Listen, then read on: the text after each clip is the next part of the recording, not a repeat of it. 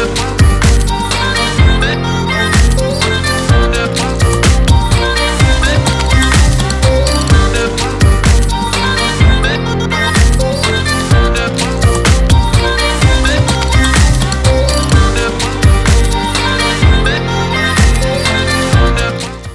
morning, and thank you for joining us on another episode of the Roundtable Talk Show. I am your host, Sharifa Hardy, and guess what? I brought you another interesting show today. So go ahead and share the show because friends don't let friends miss out on the Roundtable Talk Show. For any of you who were with me yesterday was an incredible show. I had some incredible guests, but I lost my internet 3 times. Why? I do not know. It was just Monday. It was just one of those days. But guess what? I am hardwired today.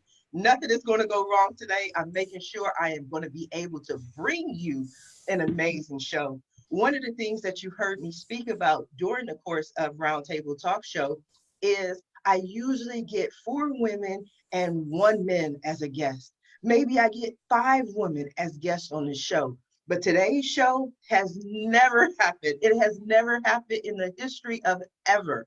I'm bringing you guys today, gentlemen today, who are going to share their perspectives on the world. I was told the women love to be on the show because they love to talk.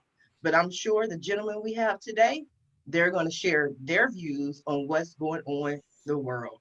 Our first guest is Mr. Philip Hord, and Philip is the Director of Operations for Hordley Professional Organization. Good morning, Philip. How are you? I'm fantastic. How are you doing? I am wonderful, and you have a partnership with your wife in business, but she was unable to join us today, correct? Correct. Yeah, she's out trying to figure out what to do with this world. I think she probably got that vibe, that women's intuition, that there were no women allowed today. Just me, just me, I guess, for some reason. I think that's what happened exactly. That's funny. She just knew that it needed an all men's show here on today, so that's hilarious. Yes. So Philip, tell us a little bit about yourself and what you do. Sure. So we own a professional organizing company. It's about 5 years old. We have 30 employees, and we work in we can service in home in 7 states, except for right now we're not in any homes in any of the states. But it's kind of allowed us to launch virtual organizing, which has really been an interesting pivot.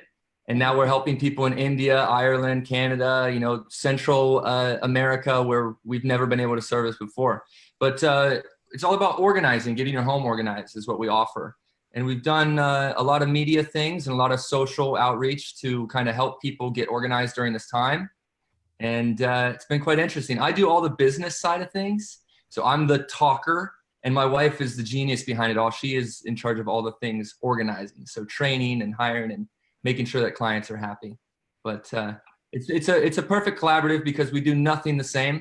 She's the organized person. Of course, I'm organized as well, but I'm not the organizer, just the business side. Wow, that's interesting. Times a long time ago, times have definitely changed because in the past it was always kind of the opposite, I think. Maybe it's just me. I am sexist. I always tell people that. Yeah, no, she's the boss for sure. With our, she started the company, and I just came on, after I was working on another tech startup, and then I came on over because she grew it so fast and so well that she just needed all the help she could get, and it was a pretty fun transition. What exactly? Because I'm learning, one of the things that I've learned during this whole process is new verbiage. Like I'm learning, like there are new words for things. Before you used to go to the grocery store. Now you make a supply run. Like everything's different these days. I'm learning so many different things. I've learned from the government that you can get loans that do not have to be repaid. I learned that too. I don't know what that means, but what is a virtual home organizer? I have a lot more to say about the PPP than virtual home organizing. No, I'm just kidding. Virtual organizing is, it's kind of a coaching. It's kind of a seminar where you'll get one-on-one session with one of our pros, or, other organizing companies are offering service, but how we do it is it's a 1-hour consultation, and we run through our process, and we run through, a video of your home. You know, you kind of show us around, and then we give you the tools and the steps and the processes and kind of lead you on your way. And then what we do is send you some follow-up, making sure that you're following the steps and being held accountable, and then ask you to maybe call us back or purchase a couple products, bins, baskets, whatever you might need to actually get the job done. And we just kind of hold you accountable through Zoom, you know, and it's all of our strategies. It's all of the professional organizing strategies and tools and verbiage, but it's just not our hands, because usually we're a very on-hand, in-home perspective or type of business. But now it's all of that brains and stuff, but no hands from our team. So we've learned to become teachers and coaches, which is interesting, because a lot of our organizers are you know, used to just coming in and just getting the job done and talking a lot less and being very efficient. And now they're learning how to talk and coach people through organizing, and people are very receptive. The only difference really is you got to do the work yourself, which a lot of our clientele isn't used to. I would be one of the clientele that isn't used to that at all. That's too much like right for me to fix it. But it's wonderful for your business, because now you're focusing on brain power as opposed to brute strength, which is wonderful. But in your business, you're trying to help people to a certain extent get rid of different things. Our next guest, Mr. Charlie Harding, is helping people to find things. He is a self-taught programmer who has built the world's largest scavenger hunt website. Good morning, Charlie. How are you? Good morning. Thank you so much for having me on today. You are so welcome. Thank you for joining us. Tell me about this site. It sounds interesting, an online scavenger hunt. Yeah. And so Let's Roam is, we have scavenger hunts all over the world. And before this pandemic, you would go out and explore your own neighborhood, connect with others, and go out. But now during the pandemic, we had to pivot quickly, and we had to find alternative ways. So we kind of threw spaghetti at the wall, and surprisingly, it all stuck. So we launched our virtual game nights, which is similar to Zoom, where you can play trivia and other things online and charades in your own home. And then also the in-home scavenger hunt. So now you're finding and creating experiences inside your home with the people you love, doing these great things. And this Sunday, actually, we're trying to beat the world record for the world's largest scavenger hunt, with everyone participating, coming together as a community to try to make something awesome together. And it's not just me. Our team, it's full of, it's about mostly women, actually. So our team's awesome team that have people that are helping me do the marketing and working together to talk with our customers to see what they want and see what they are trying to do during these times. That's interesting. I don't even really know specifically what's going to happen on Sunday, but I already want to be a part of it. I just heard the world's largest, and I'm like, I want in. I love just being a part of different things. But what is the actual process in a scavenger hunt? Do you find things in your home? What does that look like? Yeah, you find things and you create memories. So we use the cell phone not as a way to look into it and as a part of it. Normally when you have an application, we have our app, it's the forefront, but we want it to be a tool to help you discover. So rather than using the phone as a way to really dive into it, it's a way for us to connect on one-on-one. So we're looking for different ways to dress up, or have fun. So for one of the challenges, one of the first challenges is go to your closet. You have 60 seconds for you and your family to change into the wackiest outfit. The wackier, the better. And then for the rest of this hour-long scavenger hunt, you're doing all these different challenges and things you just wouldn't think to do in your own home. And so it creates this very memorable experience and something in a way where you just wouldn't do. And it's totally new and exciting in that way. Okay, now I'm just thinking, in my closet, I don't have anything that I personally would define as wacky.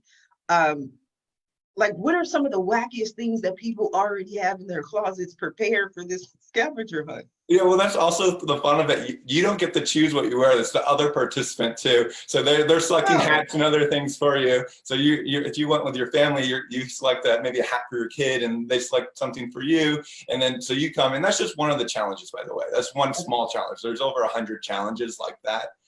So maybe another one is reenact a scene from The Lion King, and you doing it in less than 5 minutes. And so your house gets totally turned upside down, but that's part of the fun of it too.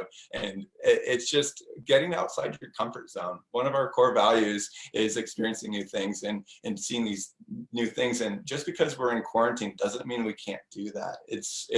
Yeah, it's a limit on us, but it's something that we can push, and we can still have fun. We can still learn. We can still explore, even if it's in your own home. Okay, so I guess I misunderstood initially your definition of wacky. I thought it was like a costume that was in the closet. You have to grab this costume and wear it. So what you're saying more is you mix and match like this wardrobe for other people. So other people are like, what are they wearing, more or less? Correct?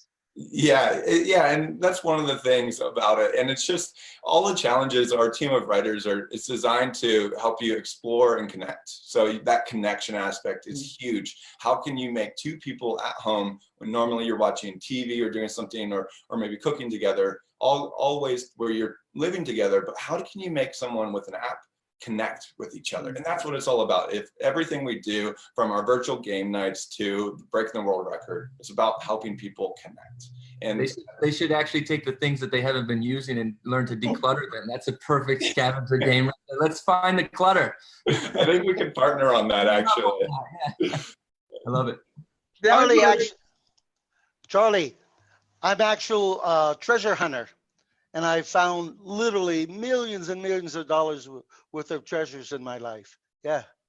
Oh, that is one of my dreams, to have a treasure hidden. And originally, when we were going to break the world record before COVID, we were going to hide a huge sum of cash somewhere in the U.S. But now we've changed up our process. So future time, we'd really like to have everyone be a treasure hunter like that too. Now it's Charlie, just finding the Bitcoin.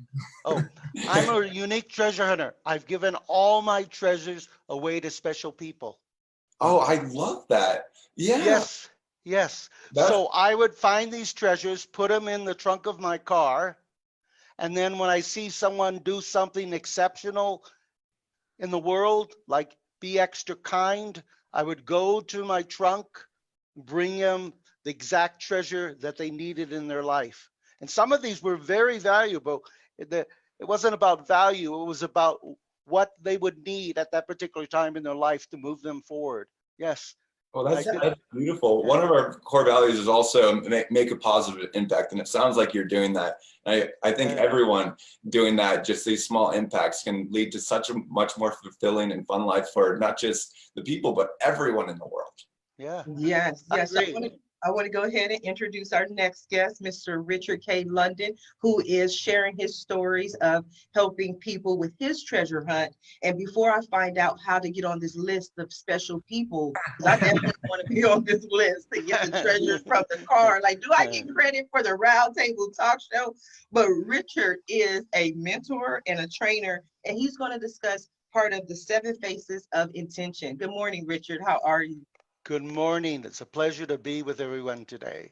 So when I was a little boy, God said to me, you had to be the smartest person on earth, and you had to be the strongest person on the earth.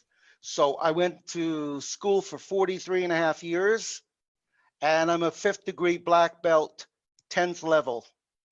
So I accomplished that goal at a very young age. And so what I do in the world now, I actually was in retirement. I came out to save the world, because being a person who not only has great wisdom, I'm a person who can see the future. And I saw what needed to happen in the future. And I'm going to share quickly with the universe. First of all, there's a new earth that has been established during this so-called virus. And listeners out there, you need to take an attitude in your life. Everything is normal. As soon as you're saying, I'm quarantined, we live in a virus world. You tend to live in that world. The only thing that's changed in my world is when I walk out, I wear a mask, and I only wear a mask because if I don't, I'm not allowed to go in the various stores that I need to go and do the things that I need to do. So I have 200 .com companies that I own that educate people in the world. So what I do is I take the best doctors in the world and I bring them into divine medicine, best lawyers, divine law. So it's a process of bringing people to the highest level of effectiveness in the 21st century. So there's 3 cleansings going on here on the earth. The number one, Mother Earth. Mother Earth is happy, exuberant about humans not driving, humans in their home. The skies are beautiful, the animals are happy, the plants are happy. The other cleansing that's going on is humans themselves. Unfortunately, millions have died and millions will die. Every year, approximately 60 million people on this earth die out of 8 billion people. So there's a cleansing of humans, trials and tribulation. The other cleansing is our economic system. So in the near future, 90% of all businesses in the world are going to be home-based businesses. Bricks and mortar are going to be 10%. Over half the malls in the world will be closing in the near future. So it leaves a lot of opportunities for humans in the world. Number one industry in the world are going to be the wellness industry. Anything that has to do with health and wisdom, wellness is going to expand 10,000 fold. The next is environmental. The next one is education. And the fourth, the technology world. Everybody's going to be doing business online and in some form in the future. And that's going to leave lots of opportunities for people to be creative. So what's going to happen in the 21st century, since 90% of all the businesses are going to be home-based, people are going to be extremely creative. So even though we are going in a recession, your life doesn't have to be a recession. Let me explain to everybody. Your past is in stone, but your future is in paper. And I can see everybody's future. So it's in paper. Based on the decisions you make in your life, you can easily change your life. So imagine the 7 phases of attention. It's a big secret. So everything I say, everything that Philip says, Andrew says, Jim says, Charlie says, has an intention behind it. So imagine everybody lives in a home or apartment, a condo, or wherever they live. You only have one foundation. When you use the 7 phases of intention, guess what? You have 7 foundations. So it gives you the energy and the power to push your life forward. Does anyone remember the book, The Secret? Yes, I wasn't a fan of The Secret, so I love to hear your view. Okay, so I was the first person in the entire world to use The Secret. Age 4 years old, we were poor. I had this bad habit. I like to eat good food. So I walked on the boardwalk close to where I live, and I said I wanted pennies, pockets filled with pennies. Not a stupid kid. The next day I asked for nickels. Next day I asked for dimes. Next day I asked for quarters. Each day my pockets were filled with money. By the end of the week, I went to paper money. So I would find white envelopes filled with 200, 400, 600, 800 consistently. When it rained, I would follow the gutter where I lived, and I would pick money out of the gutter, take it home, put it in the oven, and dry it. So why did it happen to me? What was different with me than any other child? First of all, my faith is empirical. So that's the reason many people who read the book The Secret didn't understand the law of attraction, because if you don't have great faith, and especially empirical faith, it's not going to work. And empirical faith is faith that grows every second of the day, every minute of the day, every hour. So It's different than faith where, you know, in the world like we live now, people are going, oh, I need a job, I need money, I need this and I need that. That's not faith. Yeah. Because whatever you believe God, whoever it is, Buddha, whatever people believe, everything is about energy, everything is about sound, and everything is numbers. Everything has to add up correctly. So at 4 years old, I had this giant energy, that giant energy. So by the time I was 8 years old, I was earning $330,000 a year at 8 years old. And I did that from 8 to 13. So all my life, whatever people believe to be impossible, it's always possible for me. And I like to do the impossible, and I do it daily. So believe it or not, listeners, I control time because I was told never to believe what your parents say, what teachers say, what religious leaders say. I didn't believe anybody. I trusted the intuition and my connection to God. And it has never, ever failed me. So it's allowing me to create at the highest level. So let me grab the 7 faces of intention and quickly share it with the listeners. Okay. So the first and the most important one is divine love. Every human being on this earth grows up and they actually experience cultural love. That's the love that your parents knew, your grandparents, the teachers knew, the people around you knew. Doesn't really work, cultural love. Then there was unconditional love. Unconditional love is the modern day of loving, but guess what? Everybody puts conditions on it. I'll love you if you do this. I'll love you if you do that. So it doesn't work. The only love in one of the 7 faces of attention is divine love because it's pure and it has a greater vibration. And the numbers are greater. So everything in life has to do about creating great numbers. Okay, divine beauty says it all. Because of this virus, we have a lot more divine beauty in our life. Okay, expansion of your divine heart. Anyone who spends their life in mind chatter, you can never be creative with mind chatter. You have to rid your mind of all thoughts whatsoever. The only things I think about are candy, ice cream, cookies, sex, all the normal stuff. I'm never thinking about anything. The next, divine abundance. Imagine divine abundance. You know, when I was in my 20s, everybody said I should invest in gold. So I said, nah, why invest? So I put together a consortium. We own 7 gold mines we've had for 40 years now.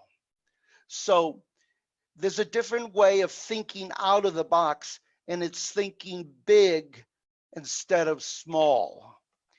The 5th is divine harmony. Imagine having a foundation of divine harmony.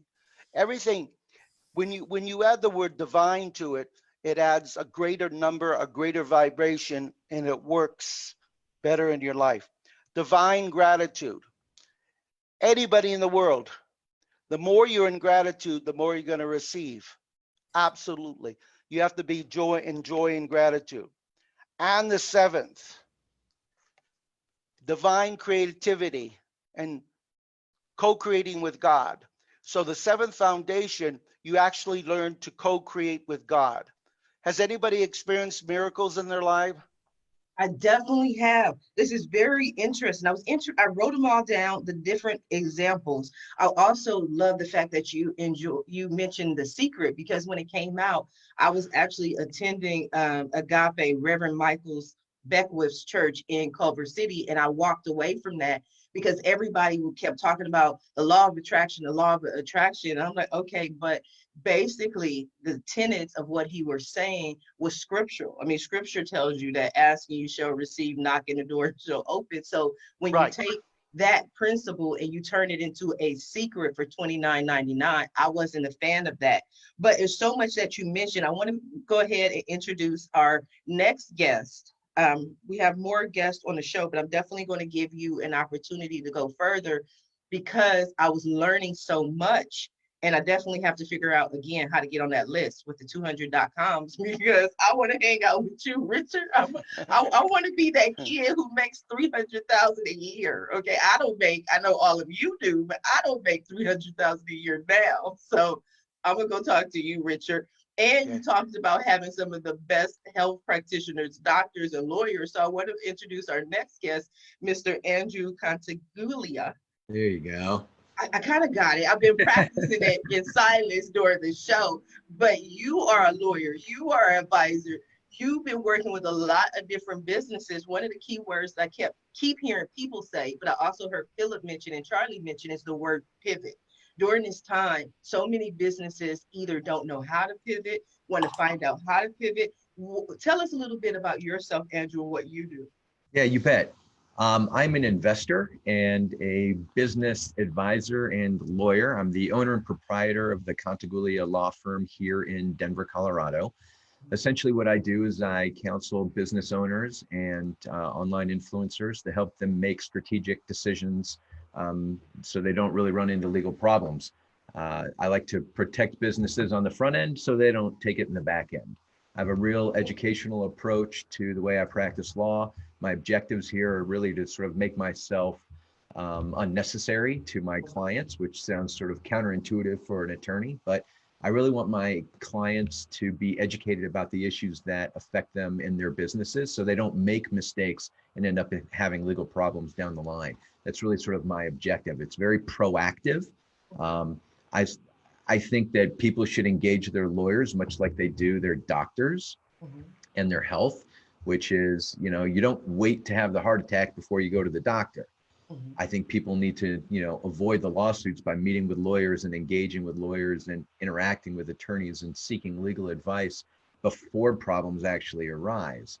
I've seen so many legal issues pop up that can be avoided just with a little bit of counseling and advice on the front end of everything. And then that way these businesses don't run into these problems later on. To address sort of your issue about pivoting, and I know that Philip and Charlie sort of mentioned this a little bit in terms of how they're doing this.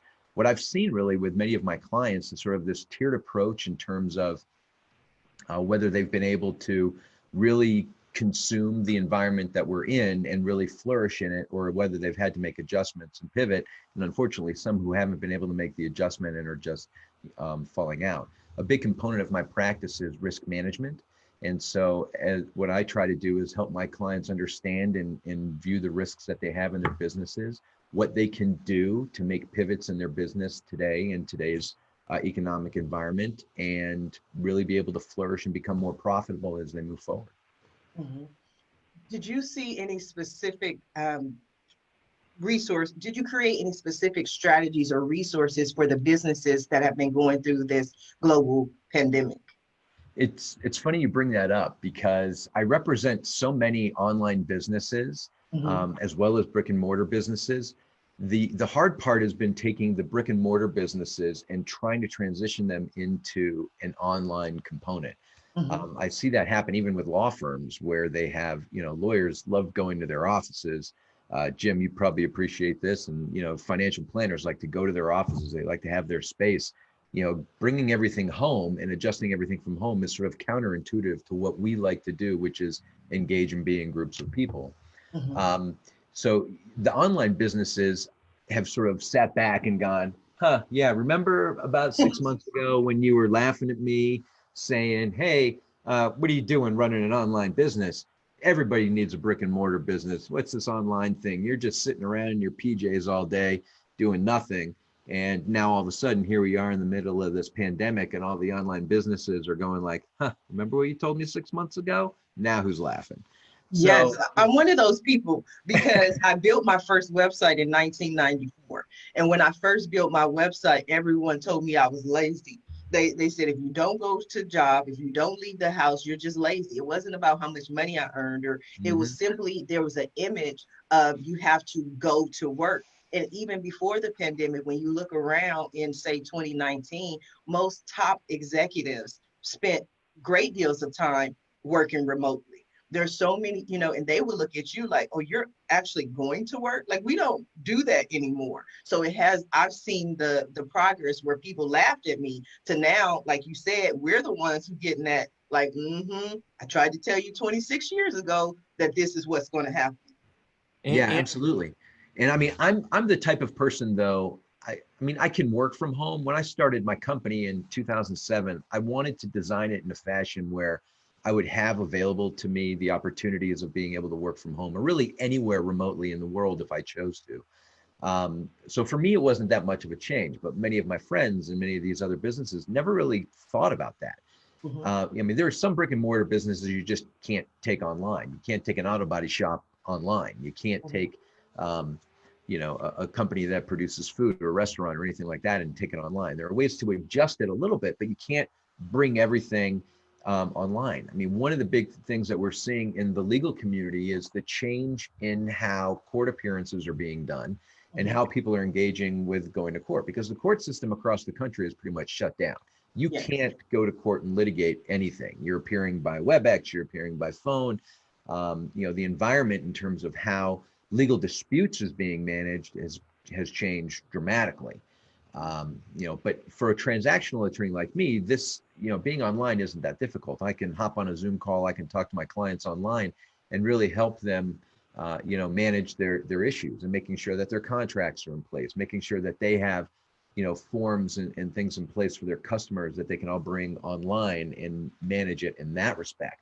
But if your company involves a physical product that you might actually have to go and pick up, you're going to have a tough time unless you can somehow, bridge the gap between your product and being able to sell it online. But I think most companies that, that are selling products have, a web online presence in some form or fashion. But now you run into another issue, which is competing with the Amazons, the Shopifys, and some of these bigger, businesses that are, really cornering the market.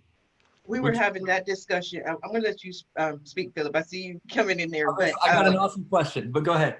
No, I just want to agree with what Andrew was saying, because we were having the discussion about Ross. In case you, can't tell, I'm a woman. I love to shop. I told you I'm sexist. And I love going to Ross, Ross clothing store. But when they shut down, I realized, because I didn't know, I didn't really pay attention. I just went to Ross, that there really was no Ross.com.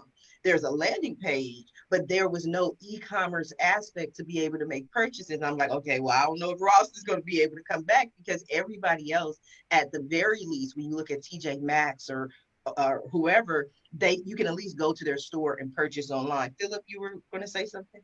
Yeah, I was just going to ask Andrew, do you think that there's a difference in reactive or proactive pivots? So proactive pivots being like YouTube used to be a dating service, and now it turns proactively to an online, video and then platform. But then there's businesses that are reactive, like Quarterly, my business, that we are being reactive because we were forced to shut down in home. Is there a big difference? Are there different terms for these pivots that are being made, like proactive versus reactive, or what would you call the difference in those pivots? Yeah, absolutely. What I see is, businesses that had to change from being not online, like your company, where you would go into people's homes and you had to be, touchy-feely on everything, to now sort of an online model. When you didn't have the online model at the beginning, it wasn't really your business plan. It wasn't how, it wasn't, hey, we're going to build this company and we're going to base it around virtual reality. We're going to send our customers like Warby Parker a camera, and they get to go around their entire house and they get to film it and then send it back to us, and we give them feedback. You didn't design your company that way. Yours was more of a coaching and consulting business, where it was, let me come into your home and sit down with you and do it this way, and engage with your customer really sort of hands-on. That pivot to moving your business from that stage into an online stage, I think, is a bigger pivot than saying, hey, we're online and we're doing this type of coaching, but now there seems to be a need for crisis management. So it kind of is like us. If you declutter your life, you declutter your mind, and now we can sort of get into a mental health component of things. You can maybe do a slight pivot internally within the system that you've already brought to the game. So I really think it's a component of the systems and the processes you had in place at the beginning and where your systems and processes are in place now, and really the degree of the adjustment that you had to make. So as I had mentioned early on, I identified these 5 different tiers of where businesses were before the pandemic and then where they are now. And the issue, one being, hey, I live in an online world. This change isn't a change for me. I just have more customers than I know what to do with. Now I need to, worry about things internally. What do I do? Too much work. Versus the, oh my God, I'm in the tier 4 or 5 and I'm going out of business. What can I do to bring myself up into one of these other tiers and still be profitable, or better yet, just stay afloat? What I see people trying to do is really manage the sort of staying, afloat aspect of things. So you can, you're hoping that everything is going to go back to some type of normal. It'll never be how it was 6 months ago, but now being able to make these adjustments moving forward. When you would go into Red Robin restaurant with your kids, I don't know if you do, but I do with my kids. It was crowded. You had tables really close to one another, and it was how many people can we get in? How many people can we serve? How many people can we rotate through in a short period of time to maximize our revenue? And that was sort of the revenue model: as many people, as many turnovers as we can in that amount of time. Now you're going to have to cut those numbers in half. You're not going to have as high a turnover. You're not going to have as many people. And so revenue is going to go down. So now how do companies then compensate for that? Well, they have to cut back on their employees. They have to cut back on their deliveries. They have to cut back on the number of people. So their food consumption is going to go down. There's a lot of different factors that go into play when you're making these types of evaluations. So there's great information. Thank you, Andrew. Everybody's been amazing. Still with us. I know you're sitting back there so patiently waiting. I want to introduce our final guest, Mr. Jim Puplava, who is president of Financial Sense Wealth Management. How are you doing, Jim? I'm doing fabulous. You look like it. I love your office. Can I have a desk in your office? Well, there's a few chairs here. I saw them. That's why I started asking. I'm like, wait a minute. There's room for me in Jim's office. It's like West Wing. I know. I essentially started a wealth management firm back in the early 80s. We're sort of a specialized boutique. We manage money for wealthy families and individuals. So we're not a big firm. We manage about $600 million, which on Wall Street, that's not a lot of money today. But, I've heard a couple comments come up, which kind of applies to what we do. I heard the word pivot or change, and I used to do talk radio and television. I did talk radio for about 2 decades, and then I did television. I was a financial anchor in about the middle of the 90s. You mentioned you were on the web. I had a guy that worked for me, and he told me about something called the internet. This was in 1992, before browsers and anything like that. So we hired a guy to program a site, and I would do a broadcast on the stock market at the end of the day. Unfortunately, the only people to listen to it were my family, so not much of an audience back then. But in the year 2000, one of the guys that was at the local radio station, I was doing drive time radio, and he says, why don't we put this on your website? And I said, well, how would we do that? And he said, I got a digital recorder. And he said, I'll just record it, load it up to your website.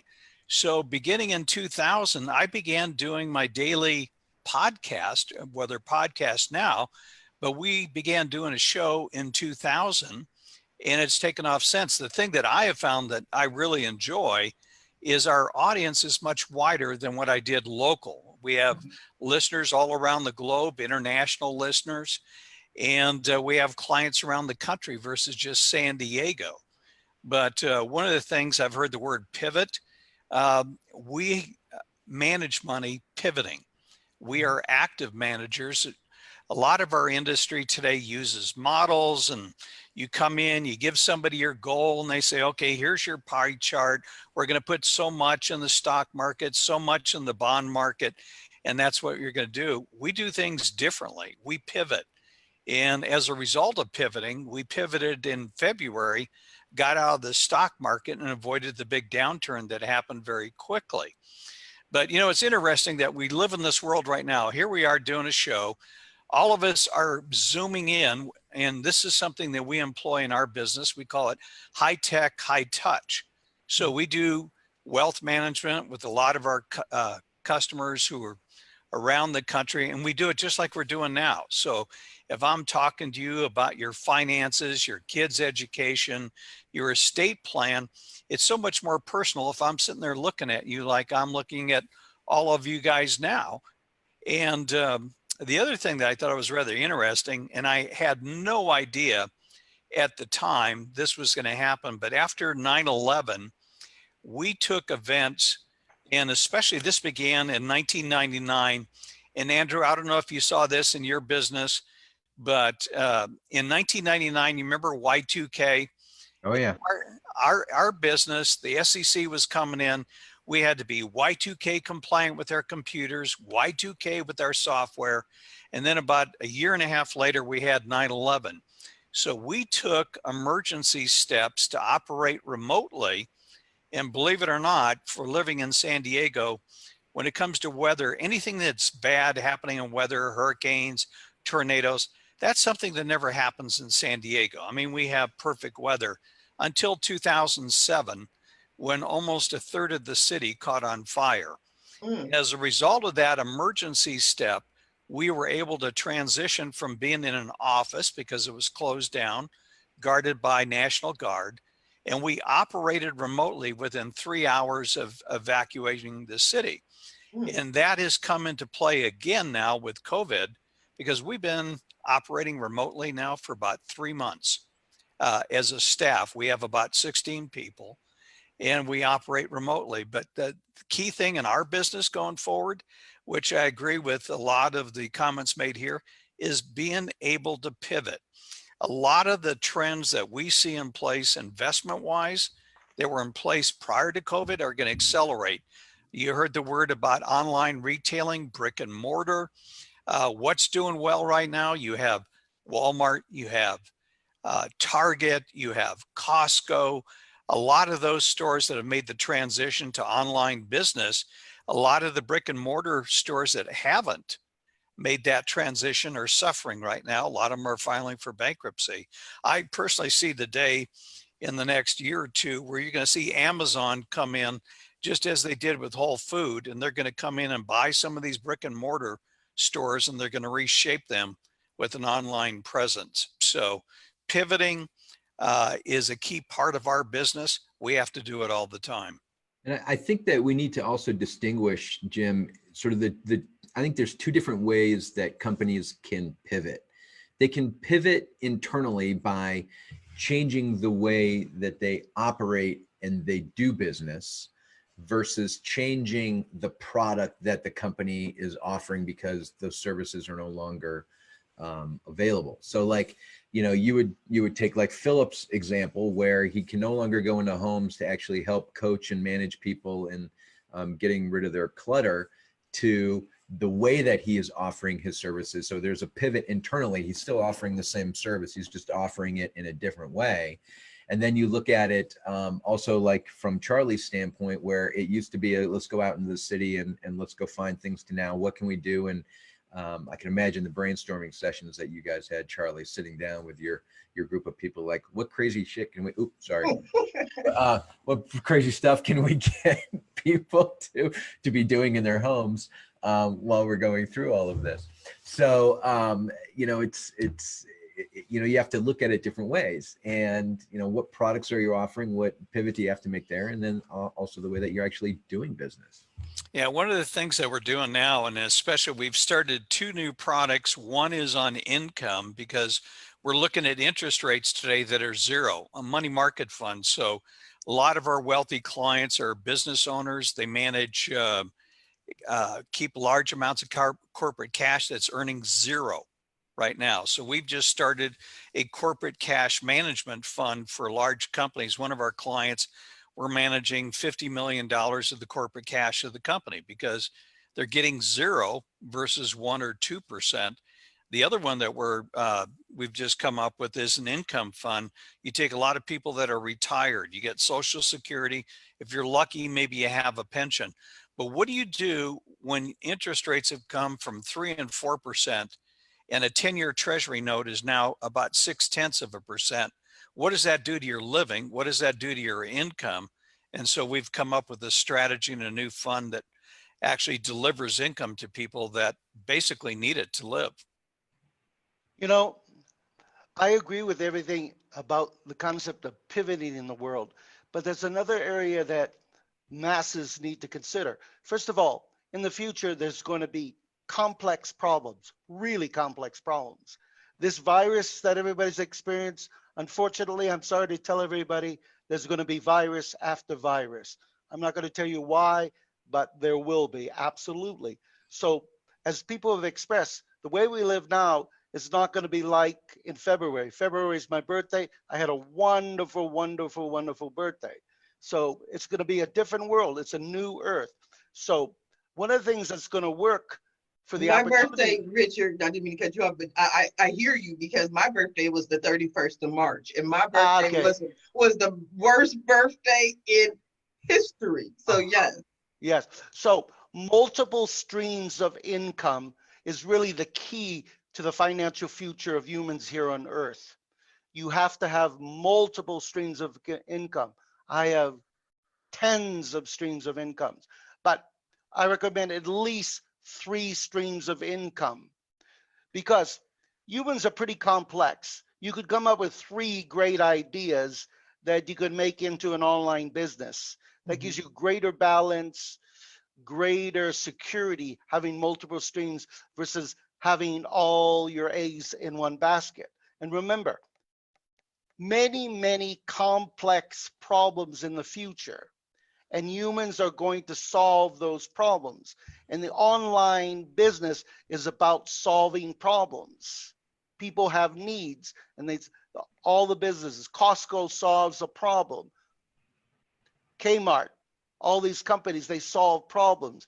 By the way, TJ Maxx, Ross's, Marshalls, when I was living in the States, my favorite places to go with my daughter. I bought all of her clothes there.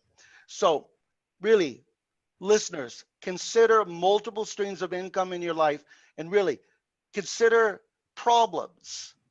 Maybe problems that people are not solving will be a great opportunity for you to start a new online business. And there's going to be literally millions of new online businesses that solve new problems.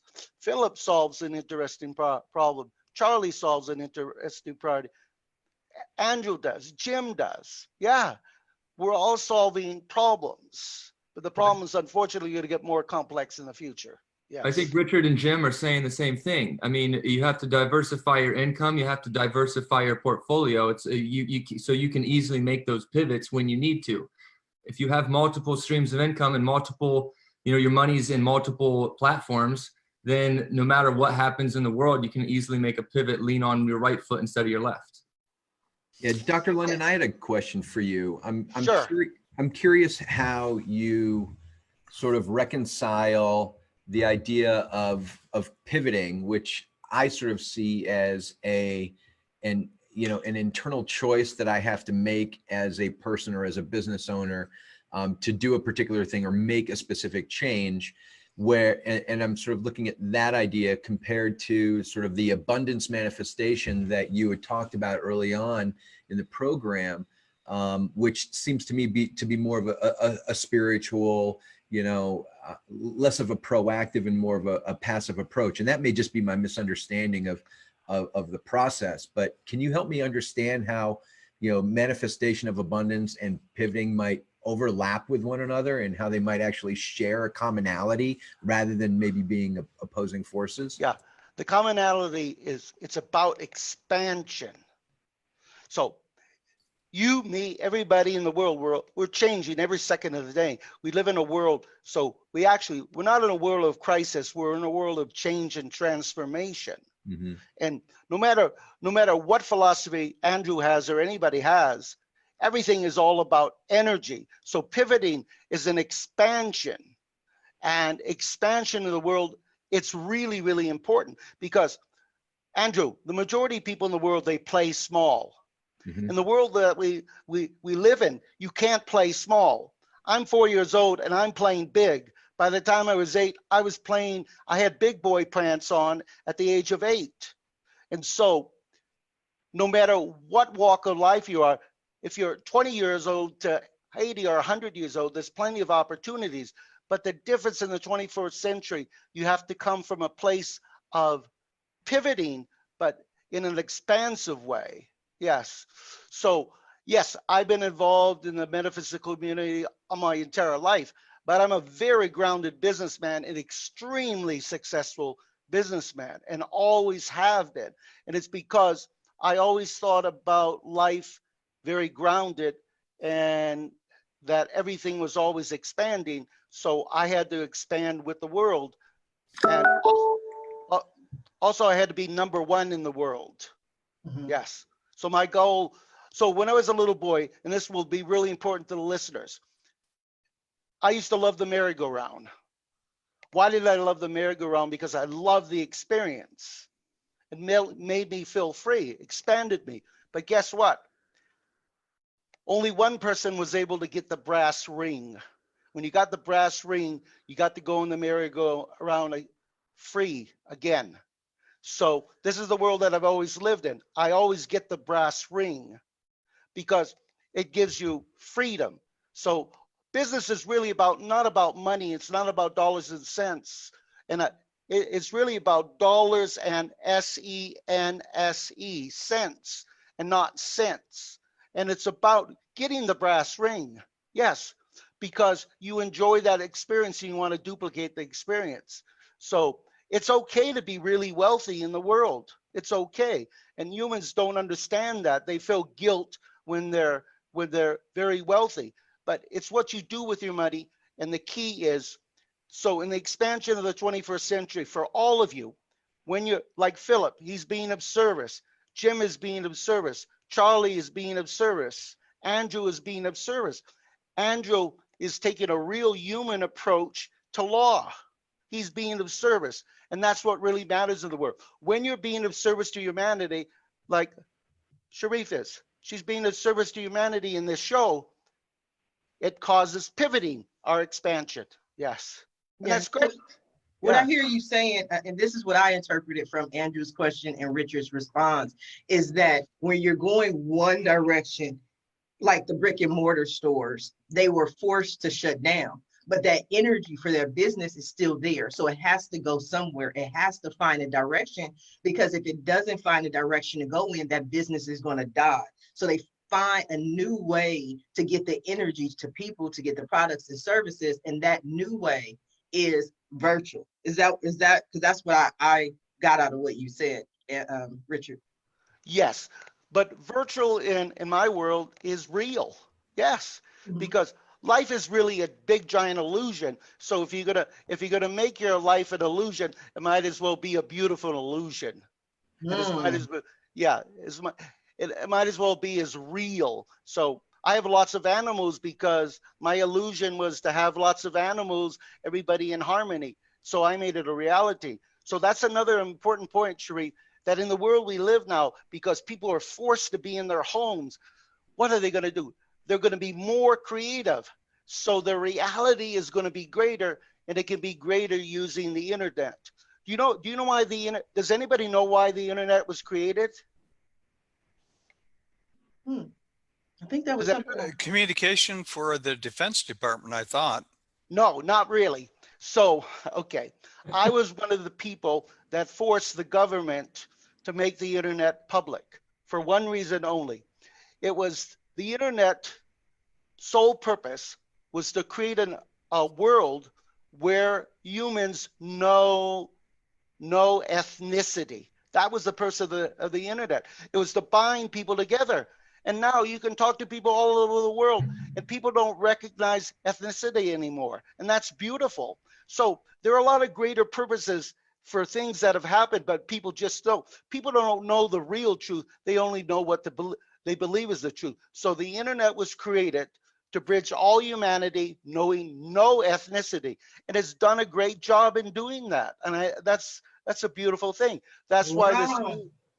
What? Wow. No, I just heard the meeting cut you off. I was just saying, wow, like that was just very interesting and intriguing. I love Jim's office because I found a desk, but I'm gonna have to find a desk in your office too, Richard. We might have to declutter some of that stuff, move that stuff out, and I'm gonna come sit down with Yeah, you. I need to call Philip. I'm gonna come sit down with you because I have learned a lot. We are coming down to the last few minutes of the show. We only have about 6 minutes left. And this is one of those shows where I'm kind of nervous about going over.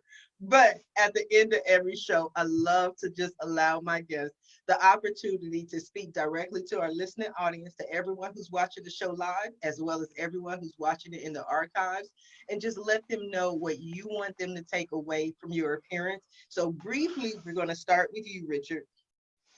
Well, what I want them to take is the thing is, every human being has infinite worth, infinite worth. Everything is possible. And we're all here for only one reason. You know what that is? To be the best version of our authentic soul. To be the best version of our authentic soul. Wow. Imagine you listeners out there being the best version of your authentic soul. And from Charlie, Jim, Andrew, Sharif, everyone's trying to just do that, be the best version of their authentic soul, to really be of service to humanity. And you're going to see a lot of that in the 21st century. You're going to see people struggling, but you're going to see people, wow, they're going to jump very high above any struggle that's going to happen in the future. Yeah. I love it. It sounds amazing. Charlie, we didn't get a lot of time with you. I do apologize. It was such a great conversation. Give us some final words, please, Charlie. Yeah, I think one final thing, this conversation really sparked an idea in me that even in these hard times, we can pivot, but you can also expand, and you can expand what you're doing. And what we're doing at Let's Roam, these things, these games are expansions of what we're doing, and it's an opportunity for you to come back and think about what you want in life and what you want to do, and just push forward and push into it. I think it's really a big opportunity, and we can wait till quarantine's over, or you can start now. Yeah, so please go ahead and send me the information for Sunday. I look for an opportunity to make my son look wacky. My 23-year-old's here with me. So, I got some wacky ideas for him. Thank you for joining us. Philip, what do you have for us? Well, first off, I want to say, just the pivoting conversation has been very enlightening, and just kind of taking a deeper look at it. You hear a lot in the news and all over today. So the idea of, for anyone listening that's an entrepreneur or small business owner, like having those multiple pivots ready and not kind of trying to weather the storm, because there may be more storms coming, like Richard says. So be ready for, this may pass, but there may be future economic issues that you should, learn to pivot and really brainstorm with your team to figure out what to do. And final note for Horderly is that we're offering free virtual organizing right now. So just go to our Instagram, and if you want to test it out and see if you can get a little bit more organized, I had to name drop our business. So it's at Horderly on Instagram. That's what we do here. We do a whole lot of name dropping. Even before this, that is one of the lessons that life taught me, is to have multiple streams of income. I was laid off 8 times, and I said, I will never, ever put all of my eggs in one basket again. So I do a little bit of this, do a little bit of that, and that's how I proceed. Andrew, what do you have for us? I think we need to recognize in this time, it's about growth in our business, not change in our business. And you need to use these opportunities to grow and be better and provide more value to people than change what you were doing. I don't think that our business models are bad. I think that all of us need to adapt and use what we have, and use this opportunity to make our businesses better, and use this opportunity to provide more value to our customers and to other people in our network, and really sort of bootstrap onto one another to really help one another grow and flourish and prosper. I would love for people to come and visit my website at contiguglia.com, contiguglia.com. I have a ton of resources on my website for people to review and to read about. And again, sort of take my approach, which is educate yourself about the law now, so you don't end up with legal problems down the line. That was very interesting, but I was kind of curious about one of the things that you said. I'm really big into verbiage and really big into semantics. So I see you making a differentiation between change and growth. But can you grow without change? Because doesn't growth imply that you have to do something different? I don't think so. I think change is a different direction. I think growth is a larger component of what you already have. And I don't think change is bad. I don't want you to think that in my mind, change is bad. I don't think that. I think looking at this as an opportunity to grow, I think change can be a component of growth, but I think overall growth is a better, I think it provides more value to not only yourself, but to others than change might. Excellent answer. I completely agree. Jim, we're back to you. Well, there's been a lot of talk about pivot and change. And I just say that, you've heard the term new normal. I don't think anybody knows what the new normal is going to be going forward. I think it's going to be defined as we go forward. But I would say the one thing that is going to be key, Andrew talked about growth, how you grow. I think it's being adaptive, being very sensitive to client needs, picking up on trends. And I think with technology, as Richard talked about, we're going to see technological change happen so rapidly in the 10 years. Just the amount of wealth and knowledge that we have today as a result of the internet. I mean, what can you not do on the internet right now? You can type in anything when it comes to research. I remember back in the days we did research in graduate school on microfiche. I mean, imagine trying to do that. If anybody even has seen one of those machines, they're probably in a museum right now. So I think being adaptive, and I'm quite excited about this because I think it's going to be new innovation, new businesses, and I think those that are successful will adapt. Philip, you talked about how you're changing some of the things that you're doing. All of us are going to be changing as a result of what we've been put through in the last couple months. So I'm very optimistic about the future. Thank you, Jim. Thank you, everyone. I want to thank everyone for being a guest on today's episode of the Roundtable Talk Show. About an hour ago, I told you we were going to have a very interesting conversation, that these gentlemen were going to bring the knowledge and the entertainment, and I delivered. We all delivered because I learned so much. I like, this is like a weird thing that I do, but I like to show people my show notes sometimes. And like this show, I was just writing, and taking notes from, see, Philip knows, it's like taking notes from everything on the show so that I can incorporate it into my life and into my business. I also want to thank everyone who tuned in to watch the show live, as well as everyone who's watching it in the archives. I definitely appreciate you. Please go ahead and share this show. I know I'm going to share it on all my pages because this was an excellent show. If you are interested in being a guest on the Roundtable Talk Show, please visit the website at asharifa.com. Until tomorrow at 8 a.m. Pacific Standard Time, everyone have a safe and a blessed day. Bye now. Thank you.